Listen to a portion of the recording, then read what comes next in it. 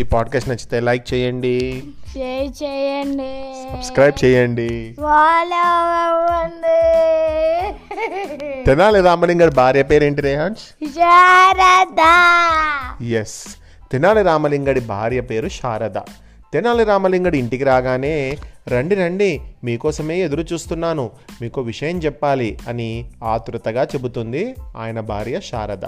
సరే, ముందు నాకు తాగడానికి కొన్ని మంచినీళ్ళు ఇవ్వు శారద అని రామలింగడు అనగానే గబగబా వెళ్ళి శారద నీళ్లు తీసుకువచ్చి, త్వరగా తాగండి, మనం ఇప్పుడే నా స్నేహితురాలు సుజాత ఇంటికి వెళ్ళాలి అని చాలా తొందర పెడుతుంది. రామలింగడు నీళ్లు తాగి కూర్చుంటూ, ఇక విషయం చెప్పు శారద, ఎందుకు ఇంత గాబరాగా ఉన్నావేంటి అని అడుగుతున్నాడు. శారద అంటుంది, ఏమీ లేదండి, నా స్నేహితురాలు సుజాత ఉంది కదూ, అది నెల క్రితం తన పుట్టింటికి వెళుతూ దొంగల భయంతో నగలు ఇంట్లో ఉంచకుండా తన పక్కింటి పంకజానికి ఒక బియ్యపు జాడిలో నగలు పెట్టి ఇచ్చి, నేను మా పుట్టింటికి వెళ్ళి తిరిగి వచ్చాక ఈ బియ్యపు పిండి జాడి తీసుకుంటాను అని చెప్పి వెళ్ళింది. అయితే ఏముంది, సుజాత తిరిగి వచ్చింది కదా. అప్పుడు పంకజాన్ని అడిగి తన బియ్యపు జాడీని తీసుకొని ఇంటికి వెళ్ళి చూస్తే నగలున్నాయి, కానీ అవి బంగారం నగలు కావు, గిల్టు నగలు అని తెలిసింది. అంటే అవి సేమ్ బంగారం నగల్లాగానే ఉండేటువంటివే, కానీ అవి బంగారం నగలు కావు, అవి డూప్లికేట్ నగలట. ఇక అప్పటి నుండి సుజాత ఏడుస్తూనే ఉంది. ఇటు పంకజం దగ్గరికి వెళ్ళి తన నగలు ఏవి అని అడగలేదు. ఇంట్లో తన భర్తకు తెలిస్తే ఏం చేస్తాడో అని బాగా భయపడుతుంది. మీరే ఏదో ఒక పరిష్కారం చెప్పి తన నగలు తనకి తిరిగి వచ్చేటట్లు చేయాలి అని బాధగా చెబుతుంది శారద. రామలింగడు కాసేపు ఆలోచించి, ఆ పంకజం అన్నయ్య బంగారు ఆభరణాలు తయారు చేస్తాడు కదా అని చెప్పి ఇంట్లోకి వెళ్ళి 2 వజ్రాలను తీసుకొని వస్తాడు. అందులో ఒకటి నకిలీది. వెంటనే రామలింగడు తన భార్య చెవిలో ఒక విషయం చెప్పి, నేను చెప్పినట్లు చేయమని చెప్పి సుజాతకు చెప్పు, తన నగలు తనకు తిరిగి వస్తాయి అని చెప్తాడు. వెంటనే శారద సుజాత దగ్గరికి వెళ్ళి ఆ 2 వజ్రాలు ఇచ్చి రామలింగడు చెప్పినట్లు చేయమని చెబుతుంది. తర్వాతి రోజు సుజాత ఒక మంచి వజ్రాన్ని తీసుకొని పంకజం అన్నయ్య రంగాచారి దగ్గరికి వెళ్ళి ఆ వజ్రాన్ని చూపించి, దీని ధర ఎంతో చెప్పమని అడుగుతుంది. వెంటనే రంగాచారి ఆ వజ్రాన్ని పరిశీలించి, అమ్మో ఇది చాలా విలువైనది అని చెప్పి, ఇది నీకెక్కడిది అని అడుగుతాడు. అప్పుడు సుజాత అంటుంది, నేను పంకజానికి జాడి ఇచ్చాను కదా, అందులో ఉన్న నా నగల్లో ఒకదానికి ఉంది అని చెప్పి ఈ విషయం ఎవరికీ చెప్పొద్దని చెబుతుంది. రంగాచారి నుండి ఆ వజ్రం తీసుకొని తన ఇంటికి వెళ్ళిపోతుంది.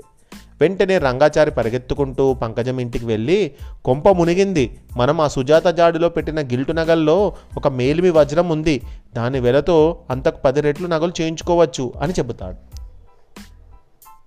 ఇక్కడ ఏం జరిగిందంటే, ఆ వజ్రం ఎక్కడిది అంటే, ఏం లేదు, నాకు ఆ జాడీ ఇచ్చింది కదా, జాడీ అంటే ఒక కంటైనర్, ఆ కంటైనర్లో బియ్యం పిండి ఉంది కదా, అందులో ఉన్నటువంటి నగలల్లో ఈ వజ్రం ఉంది అని చెప్పింది.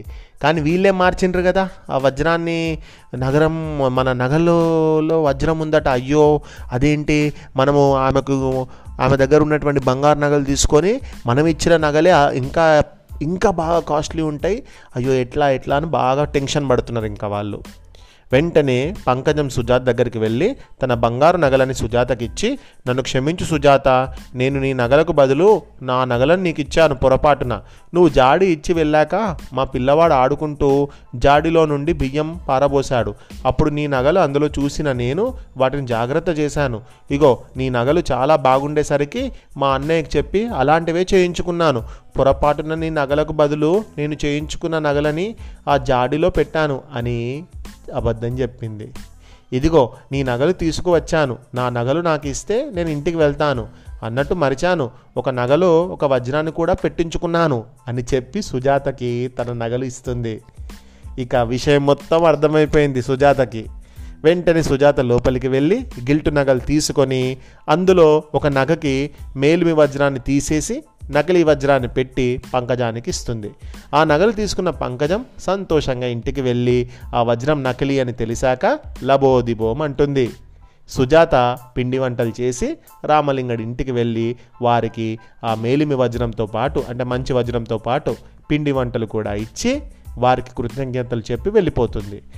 ఇక ఈ రామలింగడి తెలివి ఎంత బాగుంది ఇక్కడ కర్ర విరగద్దు పాము చావద్దు అన్న తీరులో ఇక్కడ ఏం చేసిండు రామలింగడు అంటే చాలా తెలివిగా ఆలోచించి దొంగతనం ఆమె చేసింది అని ఆమెతో డైరెక్ట్గా అనడానికి వీల్లేదు. ఎందుకంటే అవి దాచిపెట్టమని చెప్పింది సుజాతనే కదా. కాబట్టి పంకజాన్ని అనడానికి వీల్లేదు.